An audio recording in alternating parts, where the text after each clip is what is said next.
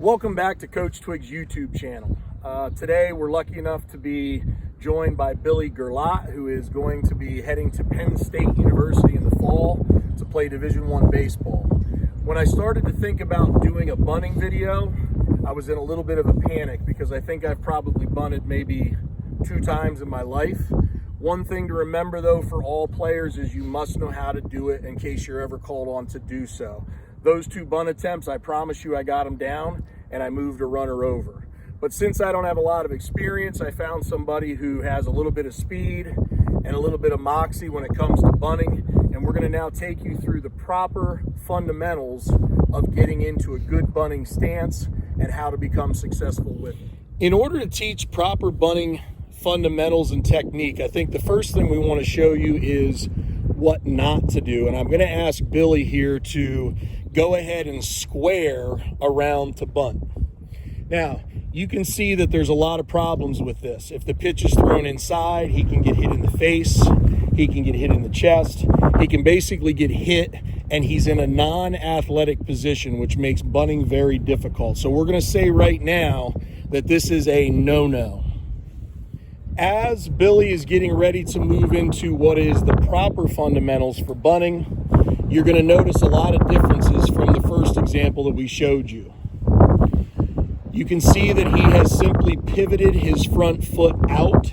He's bending at the knees and he's keeping his back straight. We call that sinking the hips. You'll notice that the barrel is pretty flat, maybe a little bit of an up tilt. His eyes are right over top of his bat and pretty much eye level with the ball as it's coming in. The main thing that we want to say about this stance is we are bringing athleticism into the bunting world.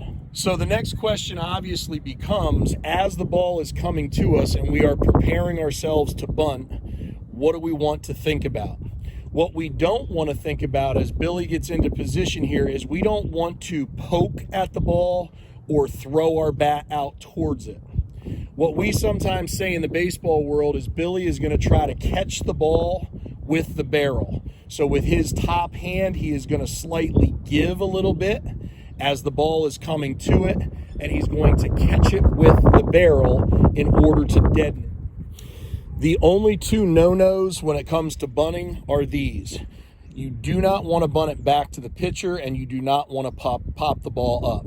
It's counterproductive, and it will sometimes lead to a double play that can take us out of a big inning, which can take us out of a big game. You want to put the ball on the ground, and your job is to move the base runners. What we have to understand about bunting is that 9 times out of 10, we are bunting for a sacrifice. We are not bunting for a hit. So certainly that's not what we're trying to teach here. And as a bunter, you are never thinking about yourself. You are being unselfish and selfless, and you are moving your base runners and your teammates for the good of the team. Now we're going to show you a few bunts live so that you can actually see all of this come together.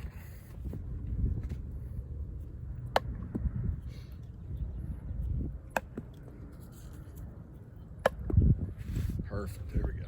I want to first say thanks to Billy for coming along and making sure that this video didn't take 4 hours to film, because if it would have been me bunting, it'd probably be dark before we're done. Thanks again for coming to Coach Twigg's YouTube channel. Please click like and more importantly, subscribe. And I'm excited for the next videos that are coming, and I hope you are too. Thank you.